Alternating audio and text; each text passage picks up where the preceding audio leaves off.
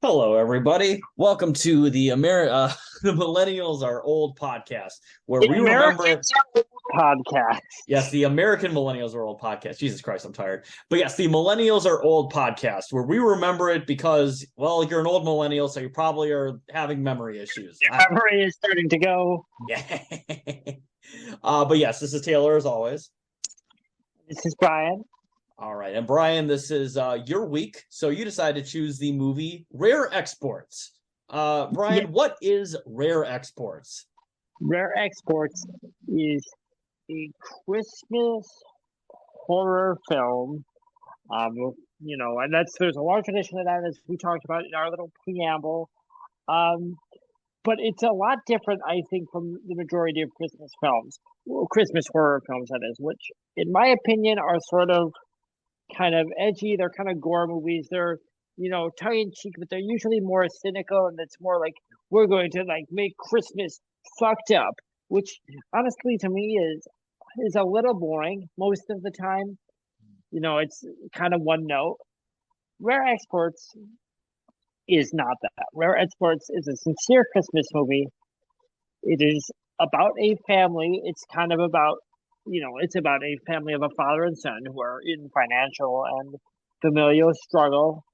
It's a Finnish movie, kind of trying to find a way to have like some sort of Christmas. But if you want to look at Christmas as like kind of a redemptive time, a time where like families have made it to the end of their year and they come together, and kind of look at all that's happened, all they've made it through, like that to me is like the emotional core of Rare Exports.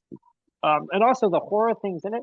It's not a slasher dressed up as Santa. It's not like a rapist snowman, which is a real movie. So don't get mad at me because you think I'm making a weird joke. Uh, it's tied into Christmas themes. It's kind of based on old folklore of Krampus type creatures and earlier versions of Santa Claus, which basically are kind of pagan demon characters that reward and punish children, in pretty gruesome ways, which are, real fairy tales and real, folk tales. And it ties all that together. So it's kind of a creepy Christmas movie that still really does feel like a Christmas movie. Like I watched it, saw it for the first time last year on either Christmas Day or Christmas Eve, and I had known about it for some time. It's kind of a cult classic, so I knew about it just from seeing the cover. I used to see it in the so I used to subscribe to Fangoria magazine, and at the end of every issue, they have a video catalog. And for a long time, that was the only way that I would see covers of some of these legendary cult films, like Dead and Buried, or like God Told Me to Kill, or Rare Exports. And I knew Rare Exports was in the back page of Fangoria, so it's kind of a horror movie, or at very least like a weird cult. I knew it had Santa on the cover, and that it was called Rare Exports, a Christmas Tale, I think, or a I believe Christmas. so. It's either Christmas Tale or Christmas Story. I think it's a Christmas Tale, but Mhm.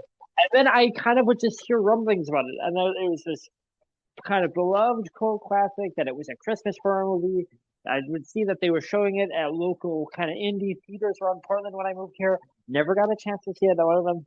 Finally, last year, again, either on Christmas Day or Christmas Eve, me and a friend were spending the holiday together, and I have a Shutter account, or did at the time. I might get one again. It's a pretty neat service.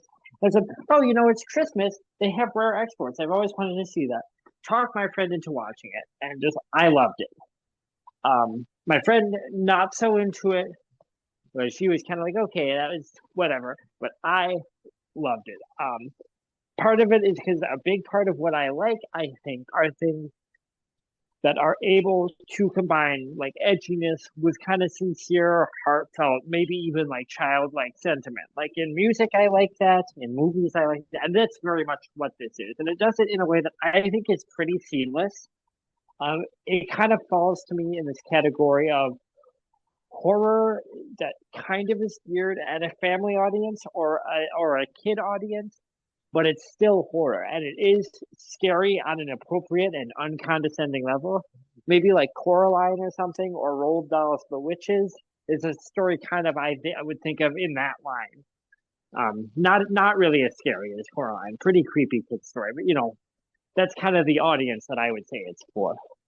Yes. So this was my first time watching this movie, and I will definitely talk about my opinions, but I will say I do agree. I did enjoy this movie. It is definitely a modern Christmas classic. I would say kind of in a similar vein to Krampus, although this movie Yeah, is definitely not as fanciful as Krampus was. yeah. Although fanciful to a fair degree, but before we get into my opinions too much, let's get into some details of this Christmas classic. It came out in 2010 in Finland, so this is our first, well, technically not our first foreign film because we just reviewed 28 Days Later, but our first non-Anglo film. This movie was rated R, which is unsurprising. We'll get into why it's rated R in a little bit, and some of the reviews will get into why it was rated R too. It's the reviews are a real treat. I'm glad I found these reviews. This movie is directed by Jalmari Helander, which I don't know if that's how I'm going to say his name, but I'm going to... I believe it's pronounced Highlander.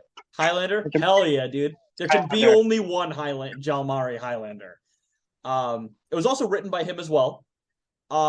He is most known for this movie, as well as the Finnish movie Big Game, which, looking it up earlier, is a movie with Samuel L. Jackson, and it was Finland's second highest budget movie of all time at 7.5 million euros.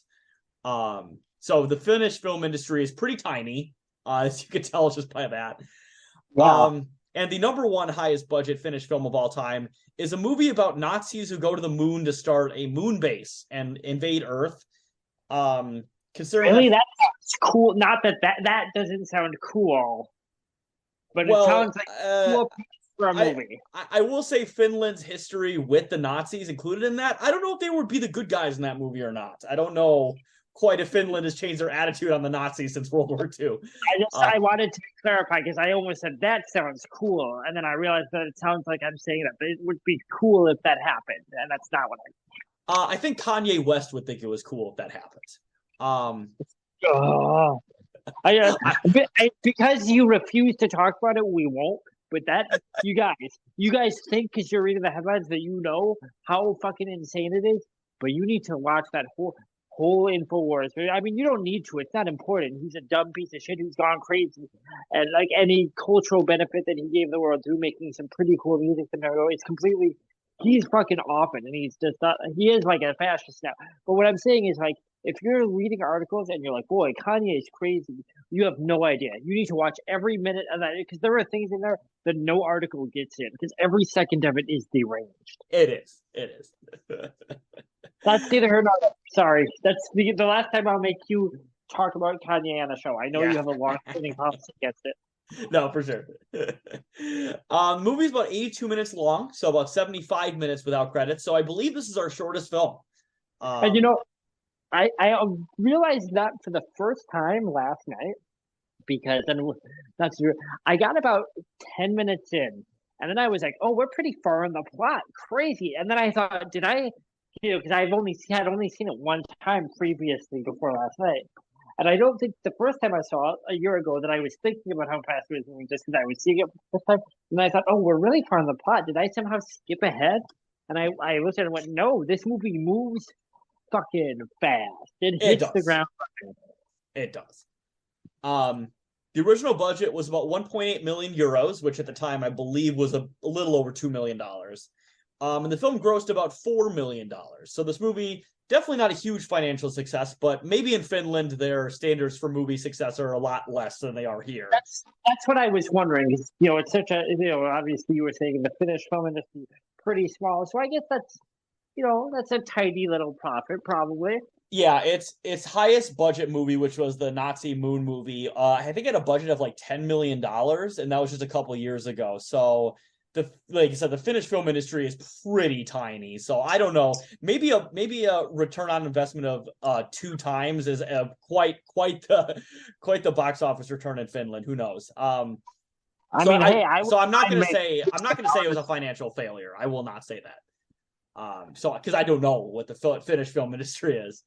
I don't know if that includes the 22% VAT or not. I'm not entirely sure. That's you got it. That was a good one. Yeah, I like that. The movie has a 90% critic score out of 105 reviews and a 70% audience score on Rotten Tomatoes. So once again, a very critically and audience critics and audiences both like this film.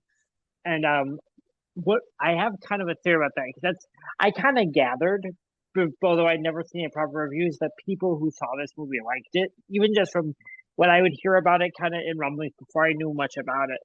And what I'll say is, I think the type of person who's going to put this movie on, similar to how I chose to watch it that year and I loved it. I think the person who's going to see this movie, see that cover, see Christmas horror, and sort of like is the audience for it.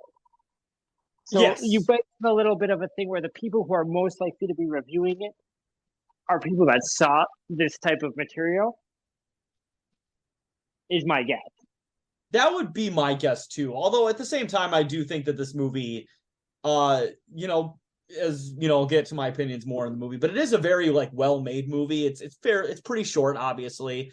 It doesn't. Yeah, no, totally, for sure. So the fact that this movie has a high critics and audience score isn't too surprising. So next we're gonna get into the trivia here. I found very little trivia for this movie, so this is gonna be pretty short. The main characters of Rauno and Pitari, who are the father and son pair in this movie, or I should say the main father and son pair in this movie, are played by real life father and son Jorma Tomili and Ani Tomila. Nice. So I think that was pretty cute. Yeah. Next fact here is Brian Greene, who's one of the main villains of this movie. His passport number is 314 and a bunch of numbers. The first several digits of pi, which is more nerd shit, which we love on the show. And also, I don't know what that means. Yeah. And the final fact here is this is one of Cate Blanchett's favorite films. And that was literally all the trivia for this movie. So I did want to ask you something because I should have read something about this because I just saw in the credits last night. So this was based off of a pair of short stories. Yes, did you find anything out about those? I did not. I found a little bit on the Wikipedia article because the movie that he later made, Big Game, was also, I believe, based on some of his short stories. But okay. I wasn't able to find too much about I wasn't even able to find much about the director. His Wikipedia article is very short. Yeah, I just saw that, I think, on the end credits last night.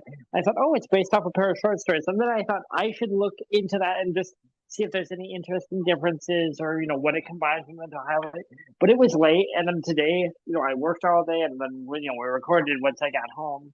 So it kind of got past me. Sorry, guys. I kind of missed my due diligence. No, it's all good. I fumbled the bag on that, too, so you're all good. But yeah, so damn it. Yeah. But yeah, so without further ado, let's get into the synopsis of this lovely Christmas classic. So the film begins with an American and British research team from the firm Sub-Zero, not the Mortal Kombat character. Although we do see not a whole lot of fatalities in this movie, but we do see a couple of them. Are taking drill core samples on top of Korva Tunturi, also known as the mountain where, in Finnish folklore, Father Christmas is said to reside. It's a very small, a fairly small mountain on the Russia-Finland border in Lapland.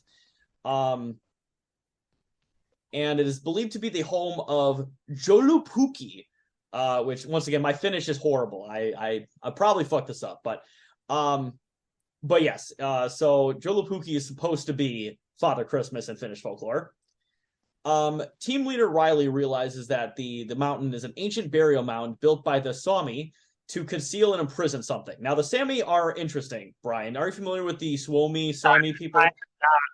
So the Sami people are the indigenous populations of Scandinavia.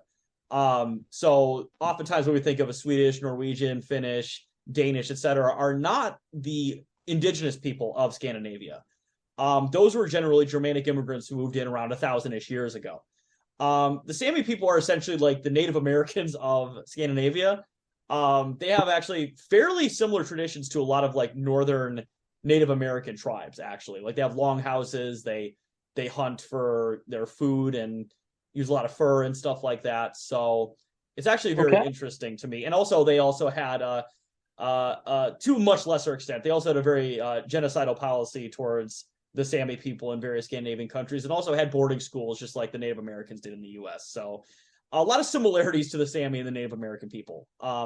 Although to this day, the Sami people actually have quite a bit of self-determination versus which most Native Americans don't. So a lot of Sami people are able to hunt on their traditional lands, they have their own parliament and their own laws and stuff like that. So, and it's not quite a reservation system. It's quite a bit better than what most Native Americans have here. It's very interesting. I think you should look it up sometime. Yeah. Um, Did you get from the Riley character? But before I forget, were you getting Bob Odenkirk as the college professor and Mr. Show vibes from him at all?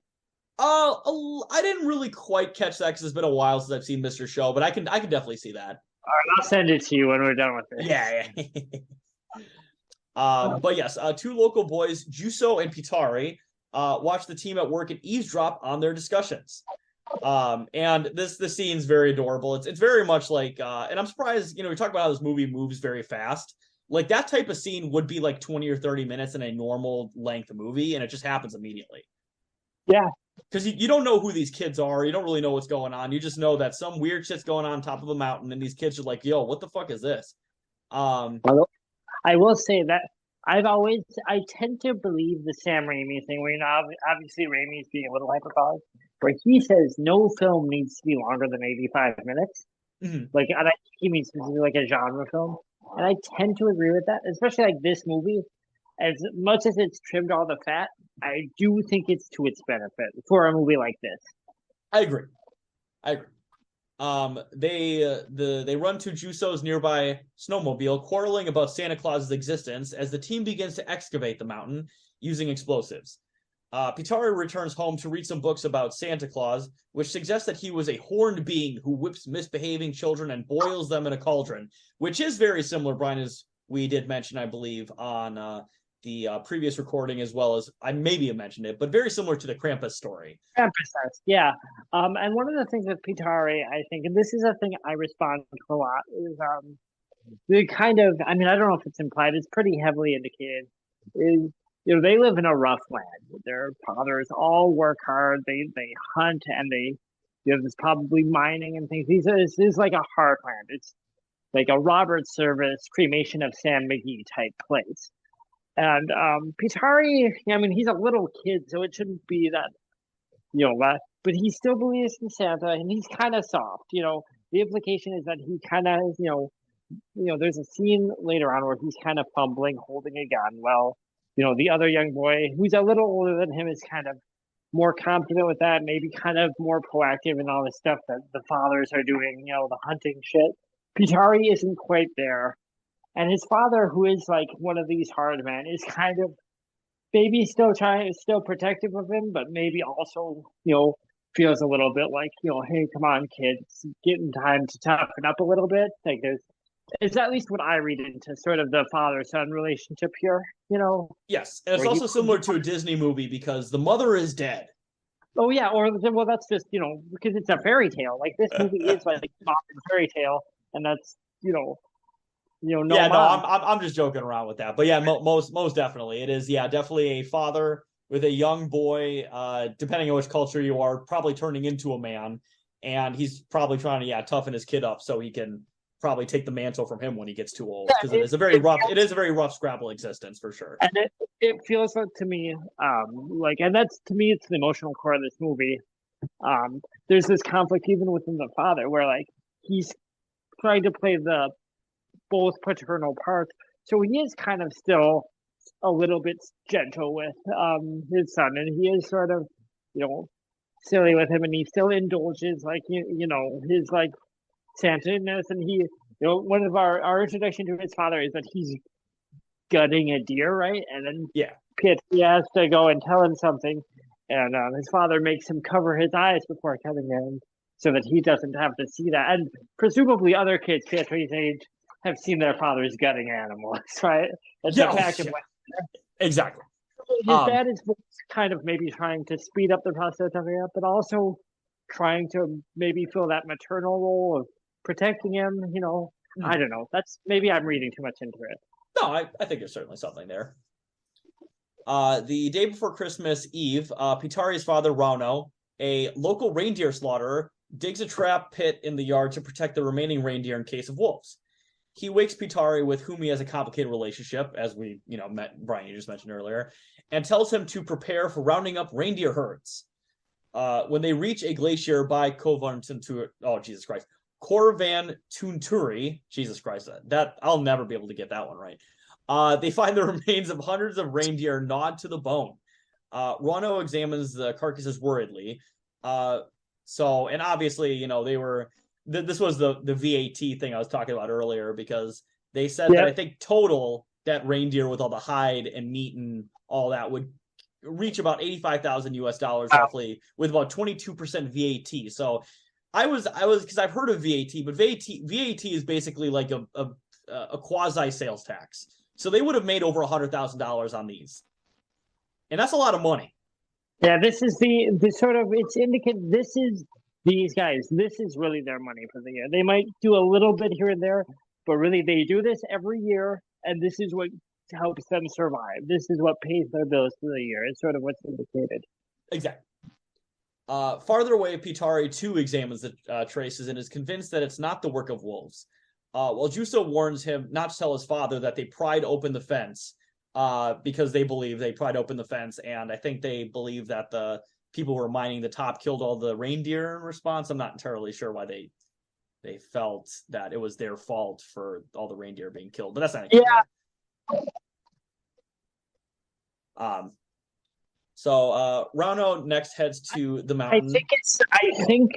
I think it's that they think the hole in the fence was cut by them, and that wolves then were able to get in to get the reindeer. Oh, that makes sense. Okay. It is pretty unclear, but I think that's the read on it.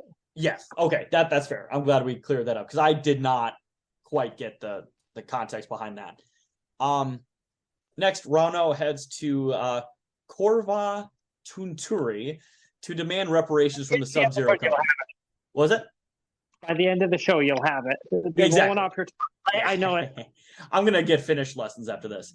To demand reparations from the Sub-Zero company, whom he believes is responsible for the troubles over the reindeer. Instead, he finds a deep pit and no trace of the Sub-Zero personnel. Now, that was definitely signs that some bad things were about to happen. I think we can agree, right, Brian? Yeah. And one of the things, too, is so right at the beginning of the movie, Pitari already believes in Santa. He's trying to convince his friend of that. He also already, to clarify, is already at the start of the movie scared of Santa. Like, it seems like he's already studying these weird Santa myths before it happens. Because he's already he's got a little stuffed, I think it's a stuffed reindeer, who named Vupe, which I actually have a little Christmas moose, which I sometimes call Bold Kringle or Vupe, depending on my mood. Mm-hmm. Who, because he's still a little fucking kid that believes in Santa, he tries to have watch guard when he's asleep over there. Anyway, it's just a very sweet, cute thing. Stuff like that. Kids being encountered with sort of an evil that they are to have to fight alone because they can't tell the world, and then having a stuffed animal, that they confide in, that stuff like that really gets to me. There's a similar thing in Wes Craven's New Nightmare. It's just a trope that I like a lot. No, for sure. On the morning of Christmas Eve, the trap ensnares a naked old man.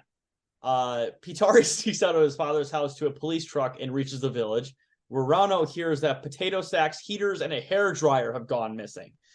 Pitari learns that Juuso has also been missing, with a straw effigy found in his place. Now, I will say, Brian, before we get too much into it, it's northern Finland in the winter. If you saw a naked old man in a pit, I would assume they were dead. And I think they assume he's dead too. And that's part of the scary reveal for them, right? It's like, what the fuck is going on with this old man that he's alive right now? Exactly. Another character, P. Perinen, a colleague of Rono, brings a sack containing the skinny old man and leaves his inactive body on a table in Rono's reindeer slaughterhouse. Now, honestly, when I saw that, I legit thought, like, oh, wait, they don't have any reindeer? Are they going to, like, cut this guy up and sell him for part? Is this going to be like Texas Chainsaw Massacre or something? Like, what the fuck? No, that would have. I'm glad it doesn't go that route. Yeah, I was just like, what the fuck is going on here? But so yeah, while he, Rauno, and Imo, who I believe is Juso's dad, if I'm not mistaken, yes, they discuss their plans. Pitari finds that all of his friends have gone missing, which definitely is a bad sign if all of your friends are missing. I mean, to be fair, I've had a lot of birthday parties and none of my friends show up, and it's like, oh, they probably just went missing. It's fine. They're gone. Yeah, they all got kidnapped by Santa Claus. My girlfriend was also kidnapped. Yeah. P. Perinen has his ear bitten off by the old man after he teases him with a piece of gingerbread. Pitari asks his father to spank him for his bad deeds, as he fears the children's bad deeds might have caused Santa to take them away. They are interrupted when P. Perinen, oh my god, Jesus Christ, P. Perinen, I will never move to Finland. This is horrible. Tells Rano to come see the old man, who has become strong enough to bite through a broomstick. When Pitari enters, he is attracted to him as he is a naughty child, but the men protect Pitari. For sure. That is how the choice they make, and I'm being 100% serious. Yeah, that is the description of Wikipedia, and I will say to the audience at home, this movie, which is a Christmas movie, a Christmas horror themed movie to a certain extent, has a scene where a naked old man stares intently at a small child. A very naked old man stares at a child intently. You can read this, and I think the thing is like that it's either that he's kind of like a Christmas demon. He's not human. He wants to eat, that they eat children like witches of fairy tales, or something even darker. And I think both of those are fair readings, and I think the filmmakers are very aware of that. Like, I don't think that this is like a naivete on their part. Like, there's just no way. Yeah, it was weird when I saw that. I was just like legit. I said, like I was so confused. It's uncomfortable because when I was watching this for the first time, with a friend of mine, we both agreed. So because in this scene, Pitari's father, they think that this guy knows something to do with what happened to all of their deer that they weren't able to hunt and stock up for the year and make all their money from. So when he sees that this guy is looking at Pitari, he kind of he still protects Pitari. He keeps him nearby, but he pulls him up and tries to say, "Do you know anything about this guy?" And I told my friend, I was like, if a guy like that was looking at my kid like that, I would not care why. I would probably just shoot them in the head. Yeah, no, I would too. It's yeah, it was rough. It was rough. Yeah.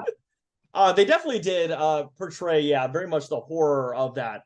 Of what would happen in that situation very well, because I was very uncomfortable for that minute that was going on. I was like, oh, I don't like this.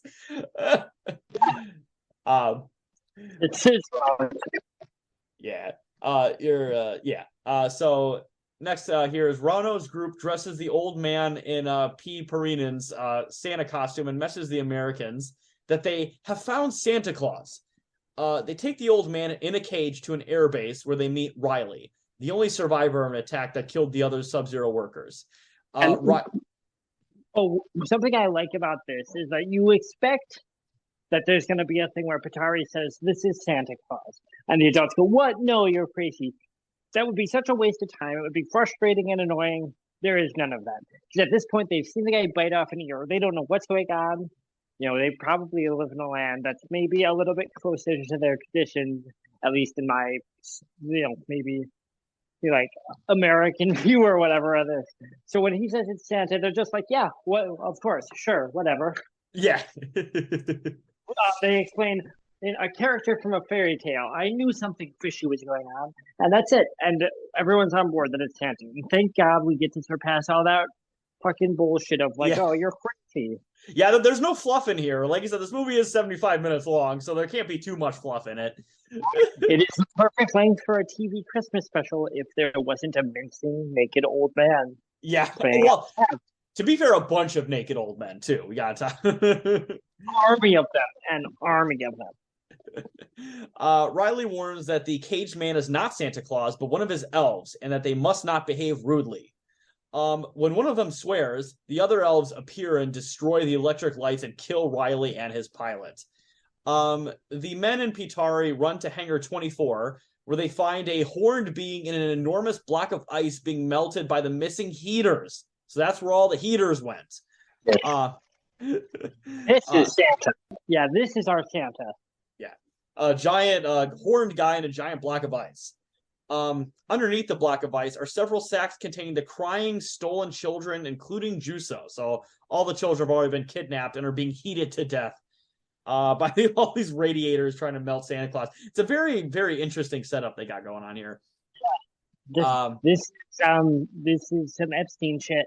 Yeah. They were trying to tell us. Yeah, Brace definitely has to know about this, what's going on in this Hangar 24 here. I'll send it along. Yeah. There's a cool motif too with Hangar 24 where earlier in the film, Pitari is using an advent calendar to count down to the days where the Santa he's afraid of may come for him.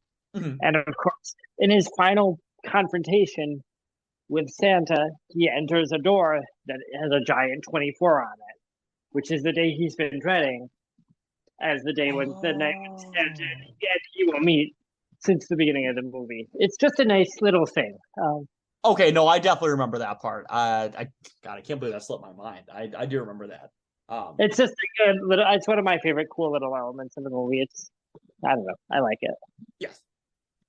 So Rauno and the other adult members of his crew disconnect the heaters and block the attacking elves from the doorway. P. Perinen comes out of the hangar and distracts the elves by throwing gingerbread at them to reach the helicopter. Rauno and Imo make a net, which Pitari climbs on as it picks up the sacks of children to lure the elves to the reindeer pen. Now, we also have to remember that Pitari is coordinating this whole event. Yeah, so that's kind of the thing for this movie that I really love is, you know, as weird as it is, there is this thing where Pitari is smaller than the other kids. He believes in Santa. He's a little softer. He's a little uncomfortable still with the killing of the reindeer, the things that the adults in his world must do to survive, and that he will have to learn to do soon. So nobody's ever mean to him exactly, except for maybe the other kid there. But he definitely kind of treated as maybe not quite belonging in this world. Mm. And then being that he's the person that knows about Santa, who's been preparing for this evil Santa thing, he's kind of able to be like, he becomes like an action hero in this scene. Almost explicitly, he gives like a tough guy action hero monologue to all of the adults saying like, you know, it's either me or Santa. I suggest Santa. Which is my favorite scene in the movie is this little kid giving like an Ash Williams boomstick speech, basically. Yeah. So, the other men place explosives all over Santa Claus's ice block and cut off his horns before fleeing the hangar in a truck. Pitari climbs down the net of children and an antenna to open the reindeer pen as the horde of elves run towards him. Rauno and Imo detonate the explosives, killing Santa Claus and causing the elves to stop at the reindeer pen before they can hurt Pitari. Afterwards, Rauno, now reconciled with Pitari, decides to start a new business with Sub-Zero, in which the captured elves are trained to become mall Santas and exported to various locations worldwide as rare exports. We finally got to the title. But I will say, there's a couple funny scenes in this, or funny moments where I believe Imo is the one who's like, well, we got all these elves. How much can we get for them? It's like, about 16 million, 22% VAT. It's just like, yeah, damn. It's a crowd pleasing moment. And you know, I was thinking when I watched this, I was like, I guess there's ethical questions about, you know, is this the right thing to do with these elves? But they do eat or do other things to children if they aren't broken into becoming mall Santas, it seems. So yes, and there's also a very funny moment that will definitely get brought up in one of the reviews that I have, where they bring all the elves into a shower and bathe them, and it's just like 50 naked old guys just getting bathed down with their dicks out. It's like, yeah, we talked about this last episode on 28 Days, but more movies that need to show guys dropping trow.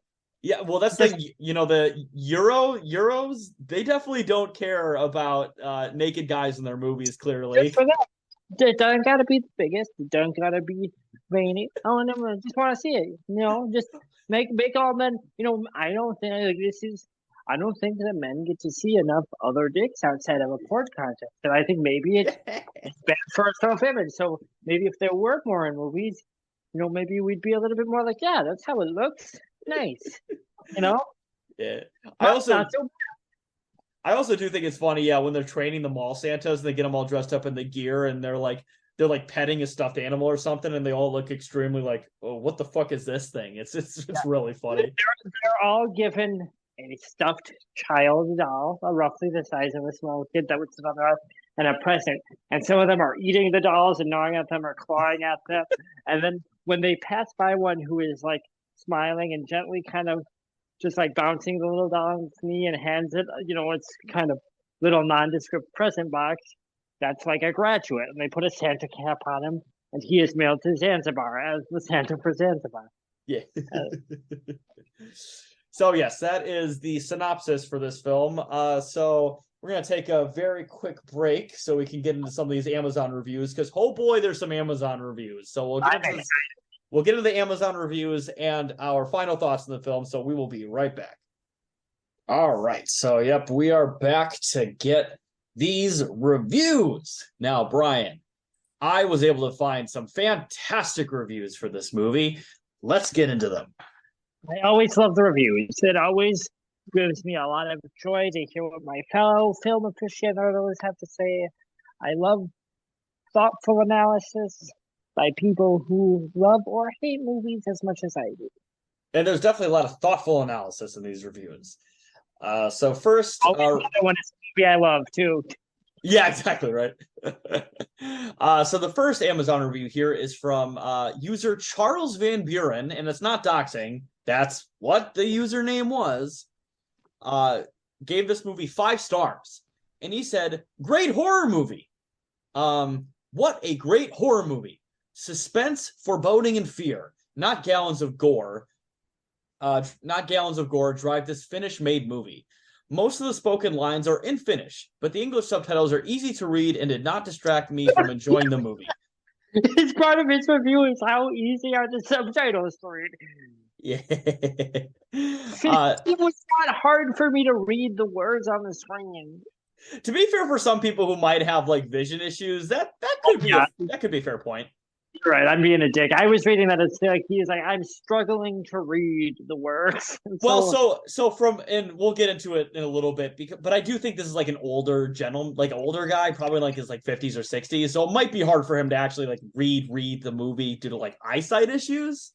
I did assume from using a real name, a full name or whatever.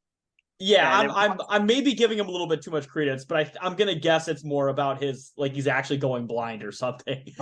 I'm sorry, man. No, it's all good.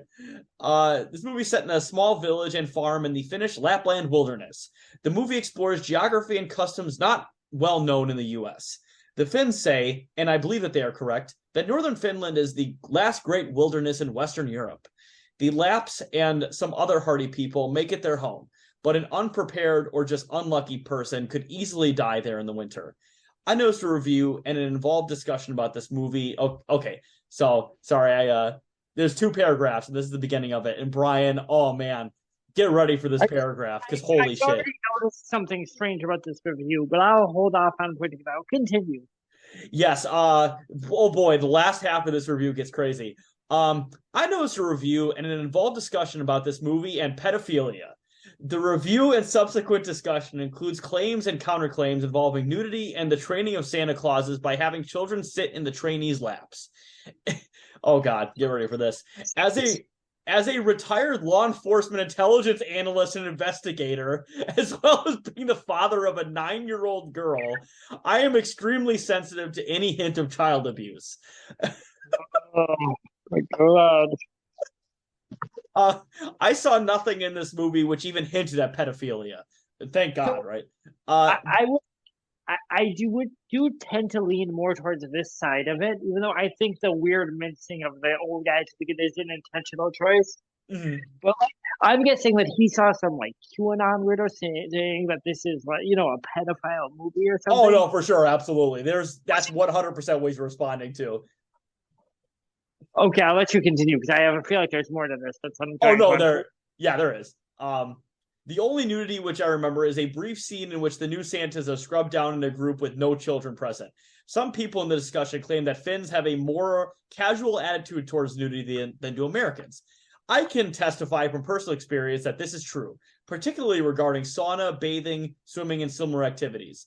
As a group, Finns are also highly moral people with what is, in most years, the lowest crime rate in the world. So, boy, that is a review. Not so as far as the actual review portion where he's talking about the content of the movie, not one mention of Christmas. No, no, not fucking all. Which at first was the weirdest part of the review to me, I thought. It is nice to have like a real crack detective here who can defend this movie. Because I mean, I would say like we'll talk about like implications in scenes, or even just like we'll make jokes or whatever, like we did in Messenger. Anyone that watches this movie and goes, "This is a pervert movie," it's like you'd have to be deranged to to see that in I this. agree with that. I totally agree with that. You would have to be a pretty big fucking weirdo to think this movie is like some QAnon cabal movie or something. But Like you'd have to be that's the world that you live in, and that's how you choose to see the world. If you see everything through that lens. yeah. So next review here is from the user Art Gremlin, who gave this movie 4 stars. And their review says the header of it says one of the best creepy Christmas films, similar to Sint and Krampus. Yeah. Which I could definitely see some similarities in those movies, as we What mentioned it earlier. says, I've never heard of Sint. Was that Sint Sint or something? Yeah, I believe like maybe Sinterklaas or something like that. To look that up because I actually so I kind of forgot to go back to it. I was talking, previously about how I was a little really excited for Krampus a few years ago, and then when I saw it, when it came out, a little disappointed. And then when I saw this for the first time last year, I was like, "Oh, this is what I want Krampus to be." Was actually my thought. Oh, So okay. No, that's fair.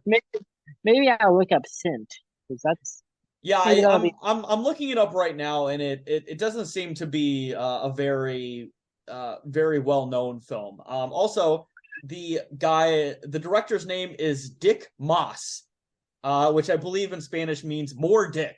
I could be wrong about that, but so That's what women are always calling me, and I'm just like I don't have it. that's also what I was waiting for in this movie. I was waiting for more dick, especially old man dick. Good for them. Good for the old men. I'm glad that they got to show what they're working on. So yes, if you want to watch a movie by more dick, definitely watch Sint. But let's get into the review here. Fan or not of the creepy Christmas film genre, this is a good, fun film. I think I watched all possible films in the genre, including Sint, Krampus, and others. And this one, together with Sint, is my favorite so far. This story is surprisingly good and a few smart twists along the way. The characters are not so deeply explored or explained, but it actually helps keep the focus on the events, not just one person. The main characters are really well written in terms of presentation and evolution, and the choice for the main actor was spot on. This kid is good. Stranger Things kid actor level. Now Yeah, I've watched, no, I thought the child actors in this movie were pretty good. The and adult actors are all pretty solid.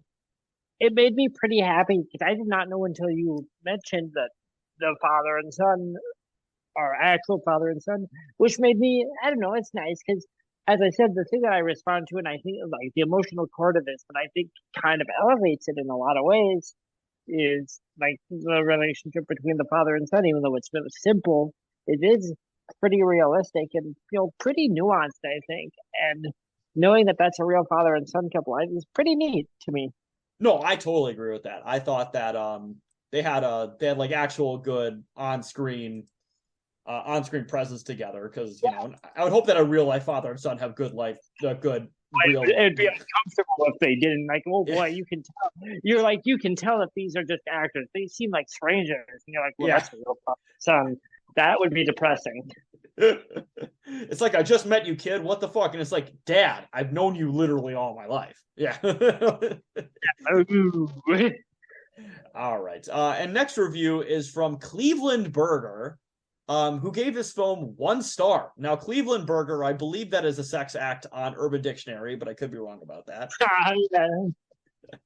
But he gave this film 1 star, and the header of the review says, Finnish junk. Sadly, this movie is not a reflection of the creativity of Finland. Avoid at all costs, as this is a terrible movie. Well, I don't agree with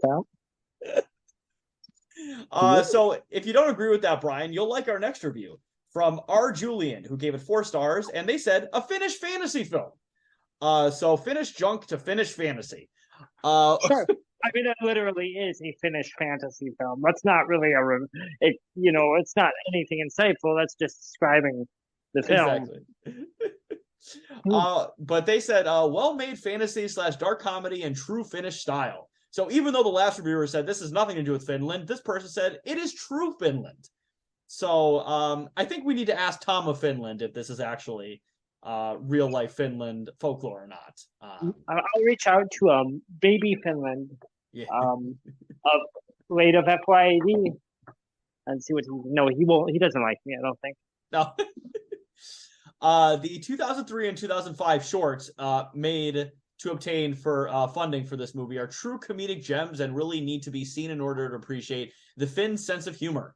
Little blood and no horror. You are buying for the beautiful scenery and a taste of Nordic humor. So I know you were mentioning the shorts earlier. I'll probably try looking up the shorts myself. Well, they're short stories, right? I thought they were. Are they short films? I think they're short films, but I could be wrong about that. I must have just misread what I thought. I thought they were short films. Yes. They're short stories, rather. I thought they were short stories. I would honestly love to get Mr. Berger and Mr. Julian in here and have Tom of Finland explain to them what actual Finnish culture is. Yeah, both of them. Huh? All right. Now we will be showing you the real Finnish. Yeah, one guy's like, no true Finnish person hates this movie, and the other guy goes, this has nothing to do with Finland. And Tom of Finland, then some other guy walks in and his fucking acid wash cutoffs. Yeah, yeah. Tom of Finland was like, would you like to see some of my drawings? Muscles just listening, swinging a chain around. Now, you want to talk about some problematic Finnish nudity? Definitely Tom of Finland, for sure. Don't ever show that to children. Well, yeah, still show it to children, but in itself, it's not problematic. It's fine. No, that's actually very true. Yes. Actually, Tom of Finland artwork is a big. When I go out to like rock shows and things, it's a big influence on my club going and concert going attire. No joke. But yes, with that out of the way, that is our review for this film. So, any final thoughts before we sign off here, Brian? This isn't a case like with some of the other movies I've picked, or say some of the other media I've picked. This isn't like with Observe and Report or Angelic to the Core, where it is a movie I haven't seen many people in my own circle talk about or seem to know about. There isn't a lot to say about it. It does seem like the people that have examined it, like it's pretty well regarded. But I wanted to talk about, and I was actually inspired by this for a thing that I'll want to wrap this up in a little shout out, although I'm sure anyone listening to this already knows. I like the idea of a Christmas film that's edgy and weird, but sincerely a Christmas film. Like, this is actually a very sweet film with a very big heart that is like unironically about like Christmas themes, the same way that It's a Wonderful Life or Miracle on 31st Street is. And I'm not joking about that. It also, I think, is like a scary story. It is like a creepy folklore story. And it does both of those, together and makes them both work as a singular story. And I was thinking about that because I recently saw Violent Night, which is currently in theaters. The Die Hard Miracle on 31st Street amalgamation homage film that's out right now. And I thought, boy, there aren't very many movies like Rare Exports and Violent Night that you can watch the holidays that you could show to both like a big softie and like kind of a cynical, like, oh, I want to see a messed up Christmas thing. Like, let's say you have both those people in the same family. and trying to please everyone at home for Christmas. You're trying to please your like edgelord uncle, and maybe you want to show something to like your mom or something, or like a kid there that's like wants to see a fun Christmas thing. Although like Violent Night pretty gory for a kid, but thematically like appropriate actually in its message and things.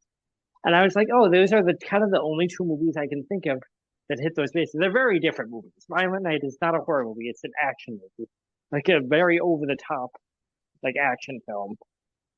But I just thought like, oh, I wish there was more Christmas stuff like this that doesn't deride the holiday, doesn't seem to talk down to the holiday, because that's what I think most Christmas horror does.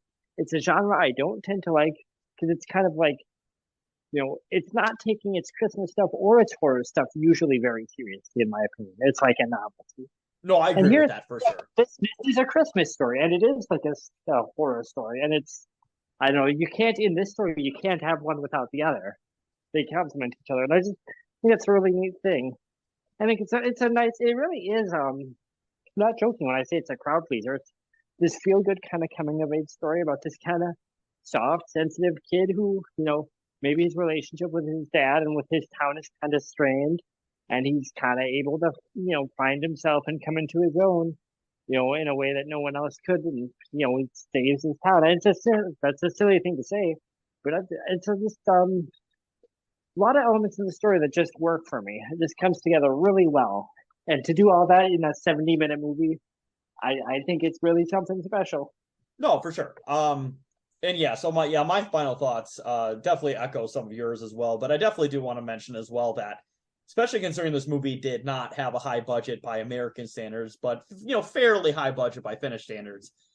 This movie's like a very visually impressive movie for its budget. I mean, it's a movie that takes place in northern Finland, and you can generally tell it's in an actual like winter fucking landscape. There's fucking Yeah. snow everywhere and mountains and stuff. Because I feel like, unfortunately, a lot of Western like Christmas related things are often they look like they're just on a fucking set somewhere, and I don't really like that.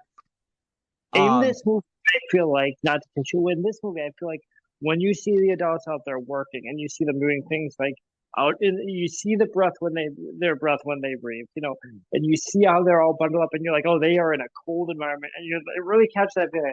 These are guys that work hard in this bitter cold, and this is the environment that we're in this movie.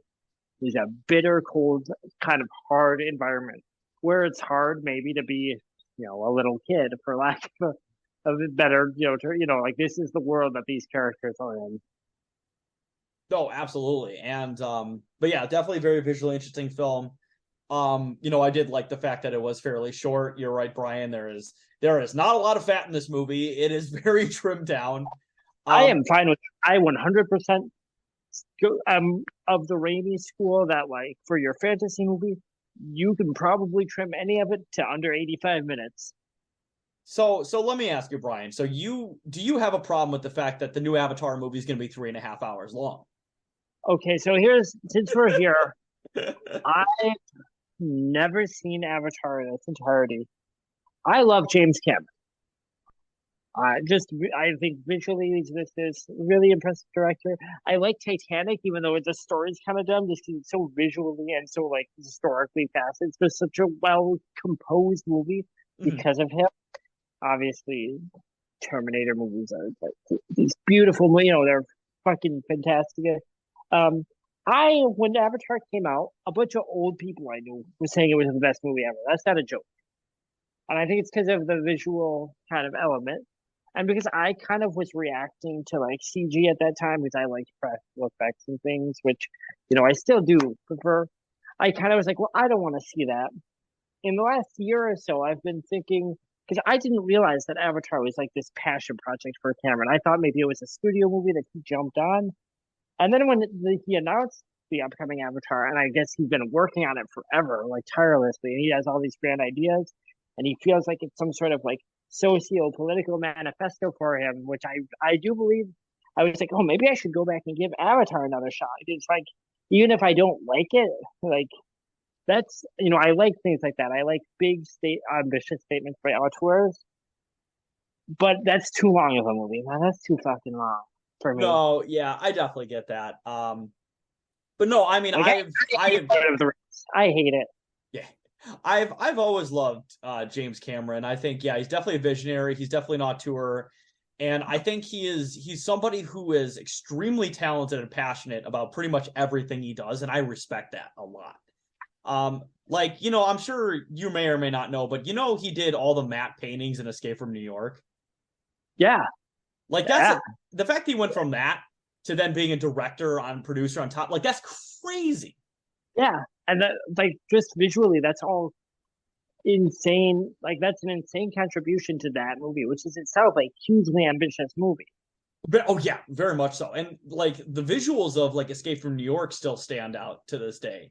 So the fact that Yeah, he was like very involved with just that movie alone is like, oh my god. Like yeah, and Jesus. that's like him like sharpening his teeth for his own movies, which are themselves these incredibly ambitious movies that you just think like there's no way that can work, and he makes them work. Exactly. Yeah, I don't know. Yeah, I'm excited for it, but yeah, definitely if you made me sit down and say, "Hey Taylor, would you rather watch Rare Exports or the new Avatar movie?" I'd be like, "You know what? Let's bring up Rare Exports. I got chores to do later." Yeah, Like I mean, like I work full time. I got 2 days off a week. I don't want to spend a whole day watching Avatar. I'm sorry, I no, don't. exactly. As to be fair, I think a lot of people kind of shit on Avatar, and this is obviously way off topic for this movie, but I do want to get into it a little bit. People kind of Yeah, shit on Avatar. They're like, "Oh, it's not memorable. Nobody remembers anything," and it's like having just watched Avatar, it still holds up fairly well. I think a lot of people that shit on it, we were talking about Nickelback hating on earlier. Like, it's one yeah. of those You things think where you hear in the zeitgeist now, like, "Oh, nobody remembers fucking Avatar. That movie's boring and shit." And it's like you were told that. Have you watched Avatar recently? It's still a I pretty mean, visually impressive movie that holds up fairly well. that was me. I was someone who saw the trailers and kind of like formed a vague opinion, and then some people that I thought were kind of goofy loved it, and then I started seeing some of the backlash, and I was like, I bet Avatar sucks. I don't need to see it. That's me. But I watched Avatar again for the first time in quite a while. I think like maybe 5 or 6 months ago. So I pretty recent rewatch. And I even watched the extended cut, and like it's a movie that I still had like some memories come back, and I was still immersed in it. And I don't have like a home theater set up. I just have a 55-inch TV with not even like a sound bar or anything. And even then, I yeah, was still immersed in the world. yeah, I've been interested in finally seeing it recently. More to get prepared for the upcoming sequel, of course. More so just to enough time has passed, and I think I can look at it for myself I think separate. it's interesting that like the highest grossing contemporary movie of all time is basically the story of like a Maoist uprising, like a third worldist uprising. It's hilarious. See, that's another thing that I haven't since I didn't watch the movie, I didn't ever hear anyone talk about that, and that's recently kind of entered the zeitgeist, and I'm like, but the thing is that is consistent with James Cameron's like the political subtext of other movies he's made and the class subtext. So I believe that like fully. No, no, for sure. I mean, it is. I mean, like the bad guys of Avatar are literally the American military. Like, there's no obfuscation. They're just like American military and like the capitalists behind like American military expansion and the military industrial complex. And even just I mean, if you scratch the surface even a little bit, what's Terminator 2 about? It's about like a giant corporation like using like a cop as a foot soldier to like murder people to like usher in its control. Like that's literally Yeah, that's James himself. That's his own take on why the T-1000 is an LAPD officer in that movie. yeah. And we're kind of joking around about Avatar going way off the script here, but to be fair, I mean, this movie does have a little bit in common with Avatar in regards to, you You know, know, uh, capitalist exploitation of precious resources in a unfamiliar environment, and the locals who have to fight them off. This movie's kind of like that if you think about it. I mean, that's one of the great themes of probably of like, I mean, even movies that probably don't intend to be political. That's one of the things you look at, and that's a theme that's so universal. You can probably apply to any like strong story as some sort of theme like that because it happens all the time. It's such a foundational part of what we know wherever we live in the world. And it's always interesting because that is definitely a well-worn topic in a lot of movies, but it's always amazing Americans watching that because they're like, "Oh yeah, I'm against that," but it's like, You tacitly support that all the time. Like you're the oppressors. You're the oppressors. Yeah. You're not the oppressee. You're the oppressors. Like it's the thing, and I catch even myself as like watching them and be like, oh, I'm identifying with, and of course that's because they're the good guys. You should be identifying with them. Yeah, but you do. How many people watching Avatar? Initially, when I think of this, I'm sure some people did. When I think of the goofy old, sweet people that loved Avatar, the visuals were so cool when it came out. The people that made me now want to see it. How many of them was that even a thought in their heads when they were watching it? Oh, not at all. It went one ear out the other for a lot of people. Yeah. Also, to be fair, another movie that very much has that, because the good guys in that movie are third worlders and the bad guys are the first worlders. But a movie that, of course, we reviewed on Dick Proles a while ago, Snowpiercer. Now, Brian, you should listen to that episode because we have a lot of. I know I should. But I also have not seen Snowpiercer yet. Oh, no, trust me, we don't really get too much in the synopsis of Snowpiercer on that review. So I would really recommend listening to it. At least 10 minutes and see if it goes too far. Did we I feel like years ago when we lived together, did we talk about seeing Snowpiercer together or like when it was about to come out? Oh, I don't remember, but I did see Snowpiercer in theaters when I moved down here. Yeah, I remember seeing it. I remember seeing it at an AMC theater. I do vividly remember that because I still have the movie tickets. It actually was playing at Cinema 21 not that long ago, and I was trying to convince some friends to go see it, and everyone was kind of like, "Oh, that sounds really heavy right now." Oh. I couldn't get everyone on board to see it, but I need to eventually. I need to. It's just one of those things where when you're really excited for something, and then you miss it, and then more time passes, and you're just like, "Oh, am I gonna go back to it?" Yeah. And then, of course, when you finally do, you're like, "What the fuck was I thinking?" Well, speaking of Bong Joon-ho, he just announced a new movie like 2 days ago with Robert Pattinson in it. That's me. That's my doppelganger. Yes, you definitely. I think you and Robert Pattinson were actually auditioning for the new Batman movie, and they're like, "You guys are similar, but I'm gonna have to go with Robert on this one, man. I'm sorry."